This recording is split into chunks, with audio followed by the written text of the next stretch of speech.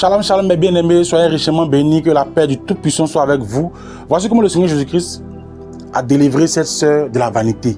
Maquillage, faux cils, faux ongles, les pantalons pour femmes, les habits sexy, et Dieu l'a délivré. Ce témoin va t'aider aussi, va t'aider à sortir de la vanité.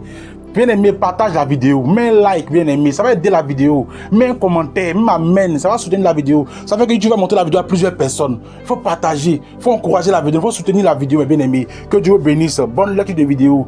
C'est l'évangéliste Israël. Que Dieu vous bénisse. Shalom. Salut tout le monde. C'est la troisième fois que j'essaie de faire cette vidéo. Mais ça ne veut tout simplement pas. Le diable ne veut pas que cette vidéo et ce message soient diffusés. Parce qu'il sait que son temps est compté.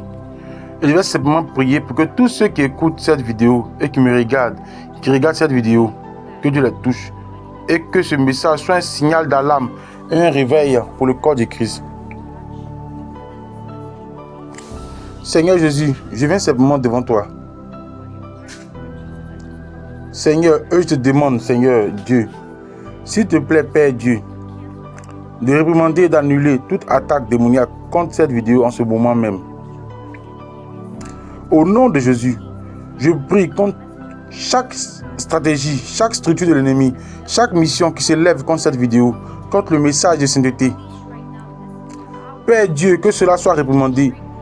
Et diable, tu es vaincu.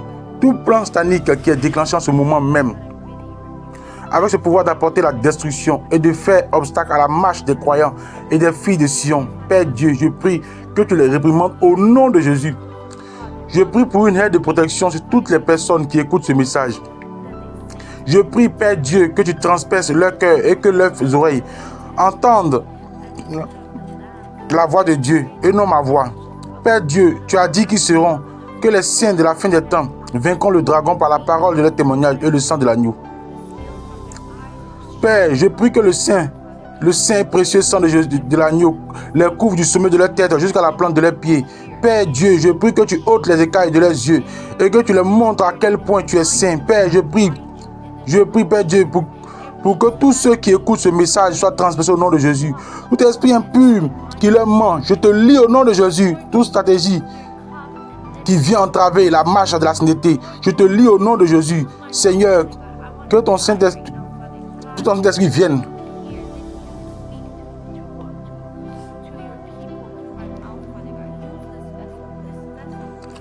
et prenne le contrôle de ce message, Seigneur. Que ton Saint-Esprit utilise ma bouche, Père Céleste. Je veux mourir à moi-même à cet instant précis et te laisser parler à ton peuple à travers ma bouche. Père Céleste, utilise ce serviteur indigne pour ta gloire, Seigneur. Je veux simplement que ton message, Père Céleste, aille et soit diffusé à travers le monde entier, Père Céleste, afin que tant d'âmes parviennent à une véritable repentance, Père, et entendre ce message de témoignage que tu as révélé à moi, à beaucoup d'autres filles, ainsi qu'à la servante de Dieu en cette heure. Car l'heure est avancée, Père Céleste, et tu reviens bientôt. Je prie ceci au nom de Jésus. Alléluia. Au fait, je m'appelle Mélie, je suis votre sœur en Christ. J'ai été sauvé il y a 4 ans par le Seigneur en personne, par Jésus lui-même. Et depuis que je suis venu à Christ, je suis profondément tombé amoureuse de lui. Mais je vivais dans le péché parce que je ne comprenais pas ce que signifie réellement la sainteté. En effet, dans toutes les églises où je me rendais, elles faisaient des compromis et s'étaient conformées.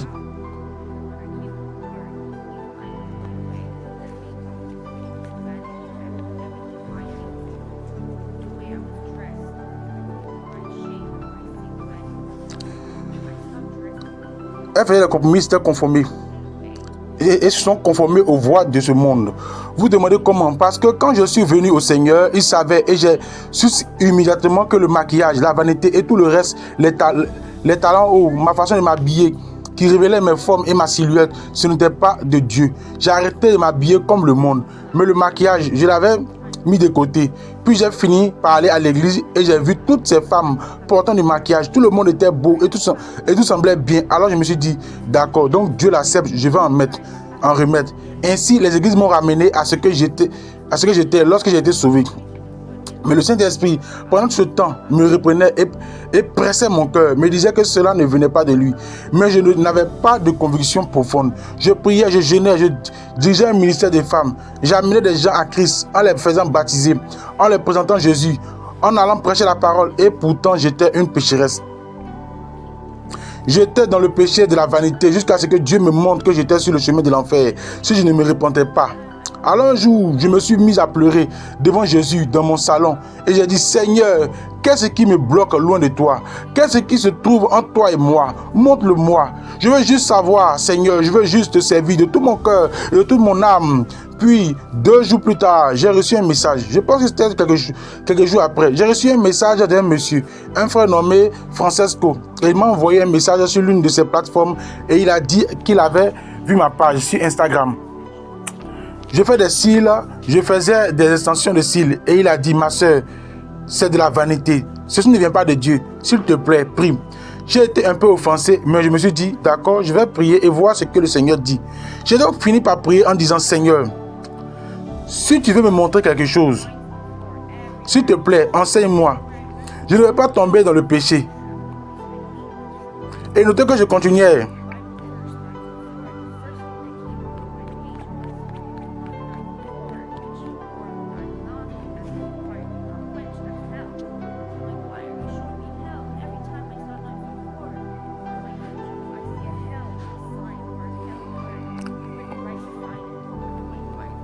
Remarquez bien que je n'arrêtais pas de voir le nombre. 9,44. Partout où j'allais, je voyais 9,44. Et puis le Seigneur m'a poussé à chercher les versets bibliques 9,44. La première chose qui est apparue sur ma page, c'était Marc 9,44. Où le verre ne meurt point et où le feu ne s'éteint point. C'est l'enfer. Je me suis dit, pourquoi me montres-tu l'enfer? Chaque fois que je voyais 9,44 sur mon YouTube, je voyais un signe de l'enfer ou le mot enfer écrit juste à côté. Et je me disais, pourquoi cela m'arrive-t-il? Seigneur, montre-moi s'il te plaît. Parce que la pire des choses, c'est que lorsque vous marchez avec le Seigneur et que vous pensez que tout est bien, mais ce n'est pas le cas, vous êtes dans le péché et vous ne le savez même pas. Et c'est ce que le diable veut, que chacun d'entre nous soit lié et ne connaisse pas la vérité. Et la vérité vous affranchira. La vérité vous affranchira. Je vous en supplie, attachez-vous à la parole. Je te loue, Seigneur. Merci, Seigneur. Merci, Jésus. J'ai donc fini par aller chez ma soeur après avoir prié. Quand Francesco m'a envoyé un message, j'ai dit, Seigneur, je viens simplement te chercher. Et j'ai fini par aller chez ma soeur. Ma soeur est venue me voir et a dit, Milly, j'étais en train de louer et d'adorer. Puis le Seigneur m'a fait penser à toi. Et j'ai demandé, qu'a-t-il dit? Elle a répondu que c'était à propos de mes fossiles. Tu poses des fossiles et ça va te mener en enfer. Elle a prononcé le mot enfer. Et j'ai dit, Seigneur, merci de m'avoir montré. Je ne savais pas comment arrêter mon travail. Car c'était mon gagne-pain. Ça me nourrissait. Je me disais, comment vais-je faire? Mais je lui ai fait confiance. Il m'a fallu environ 1 mois pour le faire. C'était comme un pansement. Je l'ai littéralement arraché d'un coup. J'ai juste dit, tu sais ce que c'est? À chaque fois que je travaillais beaucoup, je voyais une dame, une fille est venue me voir à la fin. Elle était aussi croyante. Alors le Seigneur m'a poussé à lui dire, écoute, c'est de la vanité et je ne peux plus faire ça. Alors j'ai dit à toutes mes clientes que Jésus revient, qu'il veut la sainteté et que je dois arrêter. Alors elles ont pensé que j'avais perdu la tête. Elles ont cru que j'étais folle. Mais je m'en fichais. Je me fiche vraiment de ce que les gens pensent. J'ai été délivré.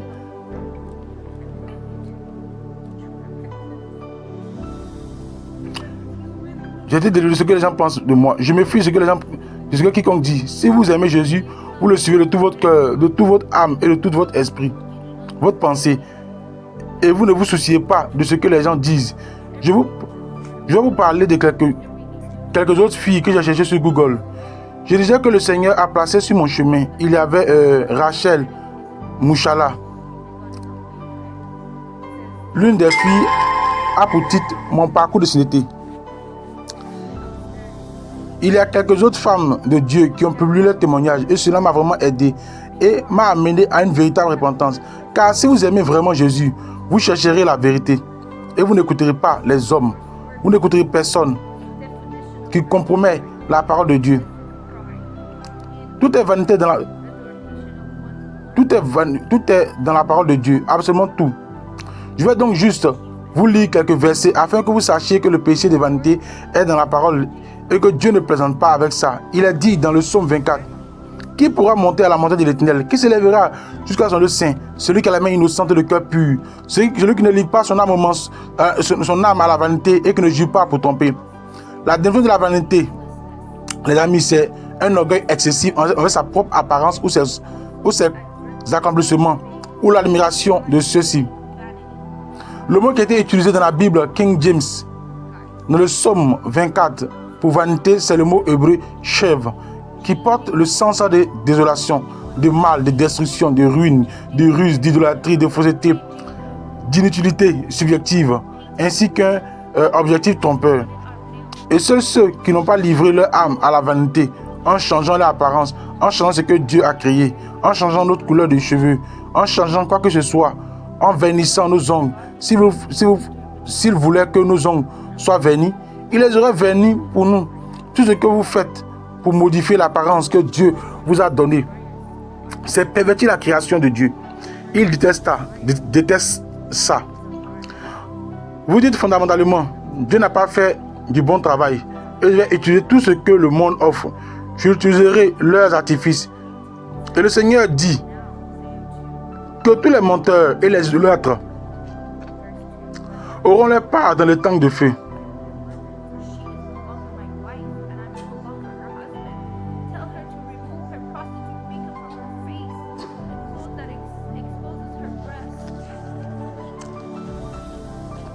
Donc la vanité est un mensonge.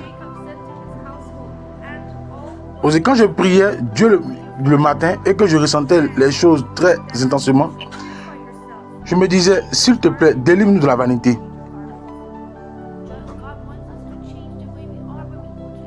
C'est la parole du Seigneur qui m'est venue. Elle dit, mais maintenant, Osée 2, chapitre 2, verset 2, plaidez contre votre mère, car elle n'est plus ma femme, et je ne suis plus son mari. Dites-lui d'ôter ses prostitutions de son visage, son maquillage de bouche et ses adultères d'entre ses seins.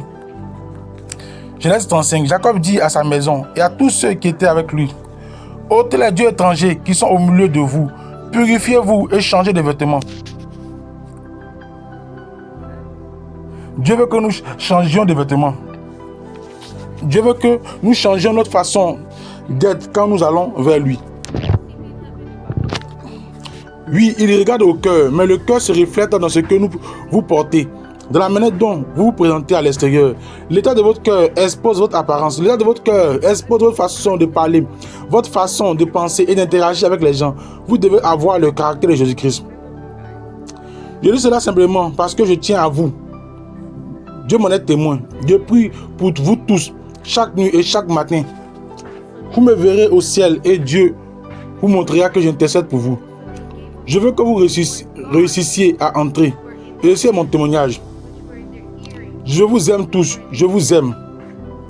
Vraiment. Parce que Jésus vous aime. Il ne veut en perdre aucun d'entre vous au profit de Satan. Alors Jacob dit à ceux qui étaient avec lui de les remettre. Il lui donnait tous les dieux étrangers qu'ils avaient entre les mains et les boucles d'oreilles qui étaient à leurs oreilles.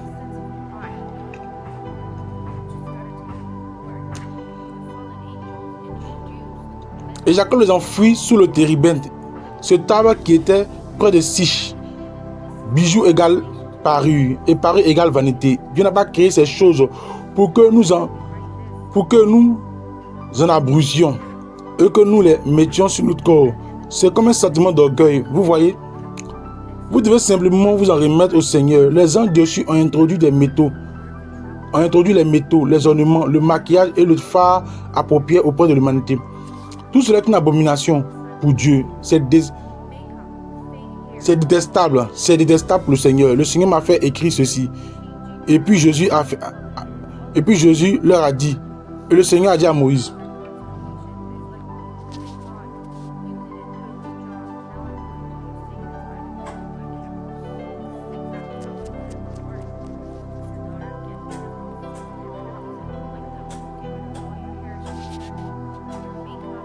Exode 35, verset 5.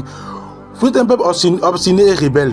Je devais voyager avec vous, ne serait-ce qu'un instant, je vous détruirai. Ôtez vos bijoux et trouvez des vêtements pendant que je décide quoi faire de vous. Le maquillage, les faux cheveux, les faux cils, les bijoux, le vernis à ongles, la teinture pour cheveux, le fait de changer la couleur de cheveux que Dieu vous a donné, tout cela est abominable pour Dieu. Pourquoi devons-nous pervertir la créature de Dieu? C'est comme dire à Dieu, tu n'as pas fait du bon travail, alors maintenant je vais utiliser un objet de Satan pour lui ressembler. C'est exactement comme ça qu'il a mis dans mon cœur. Il a dit, ma fille, débarrasse-toi de ça, je ne les aime pas. Débarrasse-toi de tous les fers à lisser, de ton maquillage, de tes talons hauts, de tes vêtements, de tes pantalons. Débarrasse-toi. Et il a dit, comment pensez-vous que Dieu se sentira? Je l'ai noté, tout cela m'est venu à 1h du matin alors que j'étais au lit. Il fallait juste que je l'écrive. Si nous disons que nous aimons Dieu, alors nous devons vraiment chercher la vérité. Le Saint-Esprit vous enseignera toutes choses si nous cherchons la vérité avec un cœur humble, en lui disant que vous ne savez vraiment pas et que vous êtes prêt à tout abandonner pour lui. Croyez-moi, il le fera pour vous parce qu'il vous aime tellement. Il a fait pour moi. J'étais profondément plongé dans les cosmétiques. Jésus vous le dira qu'il déteste la vanité, parce qu'il aime la vérité. Avec un cœur sincère, il vous le montrera. Pour moi, Jésus vous le dira qu'il déteste la vanité. Tout cela est écrit dans la parole de Dieu. Les cosmétiques, d'accord, le mot cosmétique signifie ce qui a trait à la beauté. Au nom de Jésus, je réprimande cela par la puissance autour de Jésus. Faites des recherches sur l'industrie du maquillage. Ce ne sont que des rituels de sang, des sacrifices humains à Satan pour rester en affaires. Satan exige du sang innocent pour que cette entreprise reste au sommet. Pour rester au sommet, faites des recherches. C'est juste une forteresse là-dedans. C'est pourquoi les femmes de Dieu ne peuvent pas s'en détacher. C'est parce que la méchante Isabelle leur dit qu'elles ne sont pas belles sans maquillage. Ce n'est que de la sorcellerie, de la manipulation. Cela m'a pris 1 mois et j'étais tellement habitué à la façon dont Dieu m'a créé. Ne pas porter de maquillage.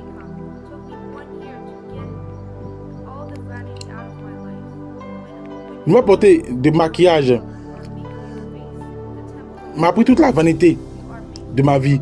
Quand vous mettez du maquillage, vous faites de votre visage le temple de... Quand vous mettez du maquillage, vous faites vos visages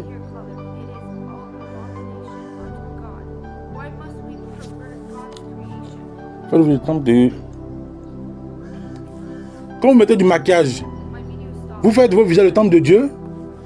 Vous faites une alliance avec Satan dans le monde spirituel. Le maquillage, les faux cheveux, les faux cils, les faux ongles, les bijoux, le vernis à ongles, la teinture pour cheveux, le fait de changer la couleur de cheveux que Dieu vous a donné, tout cela est une abomination devant Dieu. Pourquoi devons-nous pervertir la créature de Dieu?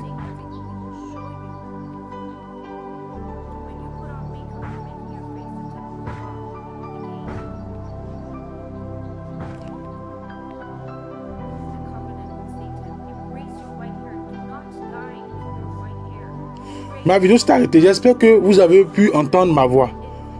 Le diable est un menteur. Comment pensez-vous que Dieu se sentira si nous disons que nous aimons Dieu? Alors nous devions vraiment chercher la vérité. Le Saint-Esprit vous enseignera toutes choses si nous cherchons la vérité. Avec un cœur humble, en lui disant que vous ne savez vraiment pas et que vous êtes prêt à tout abandonner. Il vous montrera. Quand vous maquillez, vous faites à nouveau de votre visage le temple. Vous faites à nouveau de votre visage le temple de Dieu, une alliance avec Satan. Acceptez vos cheveux blancs. Ne teignez pas vos cheveux blancs. Les cheveux gris sont une couronne de gloire. Le proverbe dit qu'elle se trouve dans une vie juste. La gloire des jeunes gens, c'est leur force. Mais la splendeur des vieillards, ce sont leurs cheveux gris. Jésus revient. Apocalypse 1, verset 14. Dans Apocalypse 14, les cheveux sur sa tête étaient blancs comme de la laine, aussi blancs que la neige. Et ses yeux étaient comme une flamme de feu. Même les cheveux de notre roi sont blancs. Les amis, ne touchez pas aux cheveux blancs.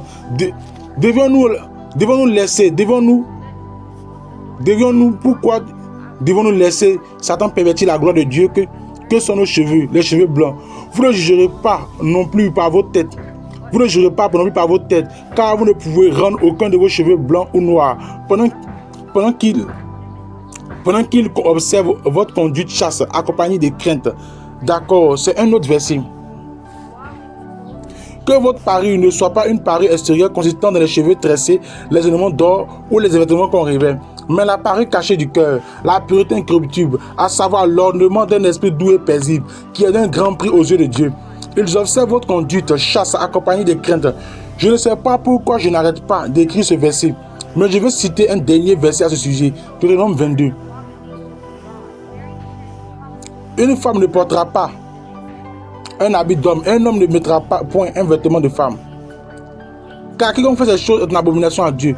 Le port du pantalon est devenu à la mode à cause des femmes rebelles du mouvement féministe. Veuillez faire des recherches et examiner ce qui s'est passé en 1852. Emma Snodgrass a été arrêtée pour avoir porté le pantalon. Plus de 80 ans plus tard, Helen Hurlike a été envoyée en prison pour la même raison, pour avoir porté un pantalon. Donc même à l'époque, c'était un crime de porter des pantalons. Tout ce qui est abominable pour Dieu ne changera jamais. Dieu ne changera pas sa parole. Les amis, prenez garde, nous sommes à la fin des temps. Dieu revient pour une épouse mise à part, une épouse sainte.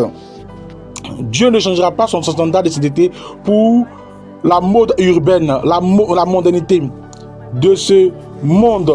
Vous dites que nous avons la liberté en Christ. Regardez ce que dit la Bible. Frères et sœurs, vous avez été appelés à la liberté. Mais ne vous servez pas de votre liberté pour satisfaire votre nature pécheresse. Au contraire, par amour, soyez serviteurs les uns des autres. Dieu ne changera pas son standard de sainteté pour la mode urbaine. C'est tout. Vous dites que Dieu est saint. Oui, il est. C'est notre cœur qui manifeste l'amour pour ce monde. Et cela se voit à travers notre façon de nous habiller et d'apparaître dans le monde. La Bible dit que notre cœur est trompeur par-dessus tout. Ne vous confiez pas en votre cœur, confiez-vous en Jésus. Ne suivez pas les églises tièdes en ces derniers jours. La venue de notre Seigneur Jésus-Christ est proche. Ne touchez pas à votre éternité. Les amis, s'il vous plaît, tenez compte de ces avertissements. Beaucoup tombent directement en enfer depuis les églises parce qu'ils sont trompés. Ils sont trompés. Jésus dit, mon peuple périt faute de connaissance, ou parce qu'ils ne veulent pas sortir du monde. N'abandonnez pas la sagesse et elle vous protégera. Aimez-la et elle veillera sur vous. La sagesse est la chose principale. Alors acquérez la sagesse. Même si cela vous coûte tout ce que vous possédez, acquérez l'intelligence. Jacques chapitre 4 verset 4. Adultère que vous êtes, les gens ne savent pas. Ne savez-vous pas que l'amitié avec le monde signifie l'inimitié contre Dieu? Par conséquent, quiconque choisit d'être ami du monde devient un ennemi de Dieu. Le mot église en grec est ecclésia, ce qui signifie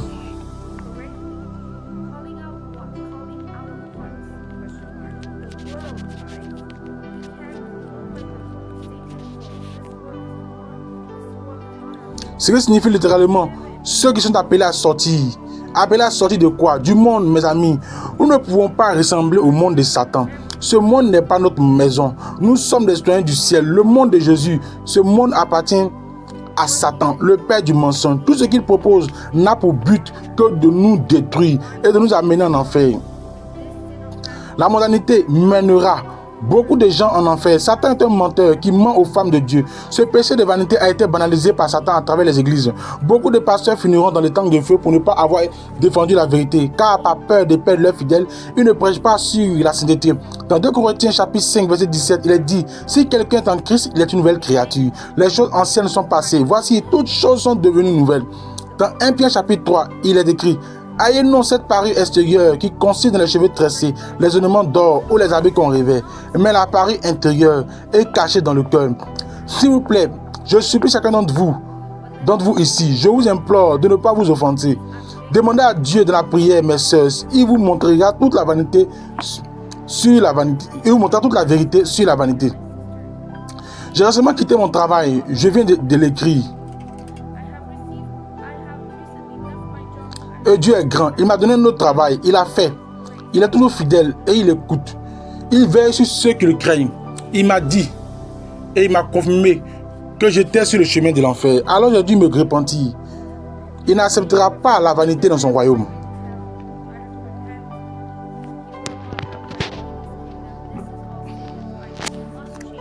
Tout cela, ce sont des idoles de Satan. Nous devons changer notre façon de nous habiller. Ne portez pas de vêtements moulants. et révélateur qui montre la silhouette de votre corps. Votre corps est le temple de Dieu, mesdames. Car il est écrit, vous serez saints car je suis saint. Dans 2 Corinthiens chapitre 6, verset 16, il est dit, quel rapport y a-t-il entre le temple de Dieu et les idoles? Car nous sommes le temple du Dieu vivant. Comme Dieu l'a dit, j'habiterai et je marcherai au milieu d'eux. Je serai leur Dieu et ils seront mon peuple. C'est pourquoi sortez du milieu d'eux et séparez-vous, dit le Seigneur.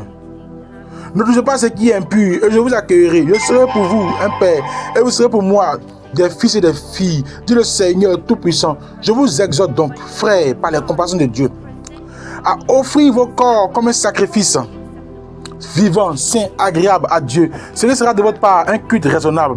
Dieu est saint, nous devons être saints. Sans la sanctification, personne ne verra le Seigneur, les amis. Matthieu 7. Car étroite est la porte, resserrée et difficile est le chemin qui mène à la vie. Et il y en a peu, les amis, seulement peu qui le trouvent. Luc 13, verset 24. Efforcez-vous d'entrer par la porte étroite, car, je vous le dis, beaucoup chercheront à entrer et ne le pourront pas. Tout ce dont vous ne pouvez pas vous débarrasser pour Dieu est une idole. Aucun idolâtre n'héritera du royaume de Dieu. 1 Timothée chapitre 2. Je veux aussi que les femmes, vertues d'une manière décente, se parlent avec pudeur et modestie, non pas avec des tresses, de l'or, des perles ou des toilettes somptueuses. Priez gêné de tout votre cœur. Dieu vous montrera ce qu'il déteste. Mettez votre orgueil de côté et allez lui demander. Et comme un petit enfant demande à votre Père, il est prêt à vous montrer et à vous corriger, mes bien-aimés. N'aimez point le monde, ni les choses qui sont dans le monde. Si quelqu'un aime le monde, l'amour du Père n'est point en lui. Il y revient chercher son épouse sainte, celle qui sera séparée du monde et ne sera pas souillée avec Babylone.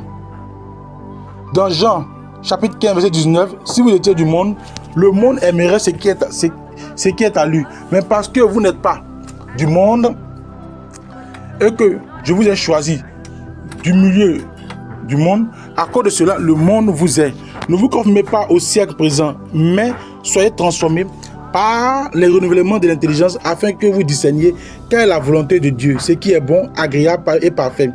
Vous devez donc renouveler votre intelligence afin de pouvoir discerner par la mise à l'épreuve. Vous devez donc passer des épreuves pour discerner. Apocalypse 19, verset 7.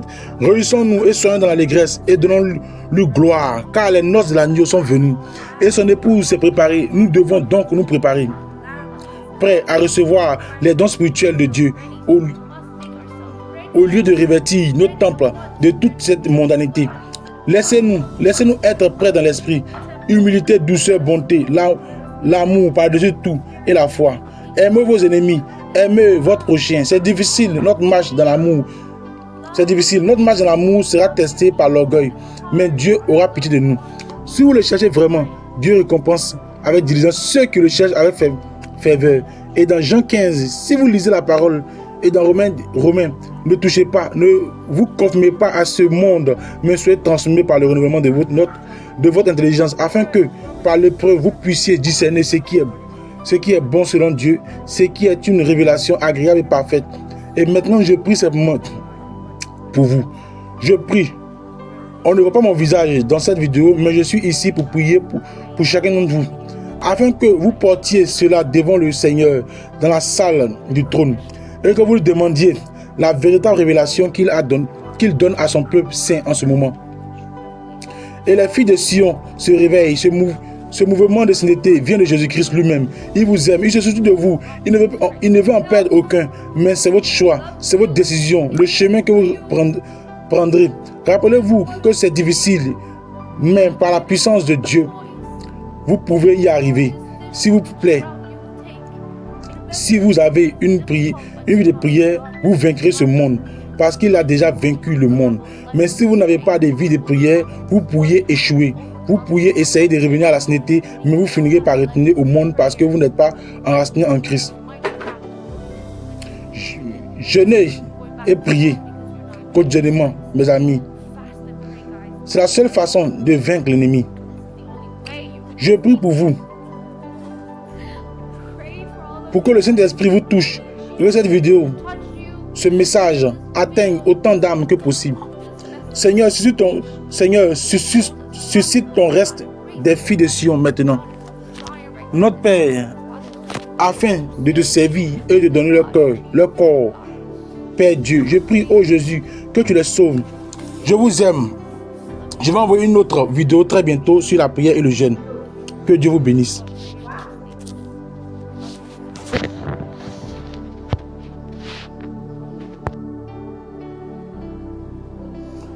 Bien-aimé, je t'encourage à renoncer à la vanité. Bien-aimé, toi qui as encore des mèches, toi qui as encore des maquillages, des boucles d'oreilles, des vernis, de la vie sexy, dans les choses qui ne glorifient pas le Seigneur, qui ne glorifient pas ton Seigneur. Bien-aimé, je t'encourage à renoncer à ces choses.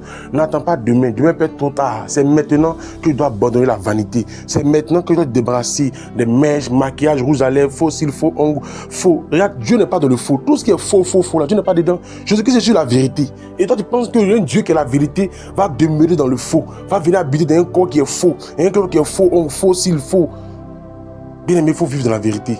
Il faut demeurer dans la vérité. Marche dans la vérité. Tu es né pour aller au ciel, tu n'es pas né pour aller en enfer. Maintenant, tu as à quoi maintenant d'aller à l'église et puis finir en enfer? Tu as fini en enfer. Tu as fini en enfer à cause des mèches, maquillages, boucles d'oreilles. Bien aimé, il ne faut pas finir en enfer à cause de ces choses. Il faut te repentir et puis donner ta vie réellement à Jésus-Christ. Amen. Vous avez la possibilité de nous contacter sur ces numéros qui s'affichent.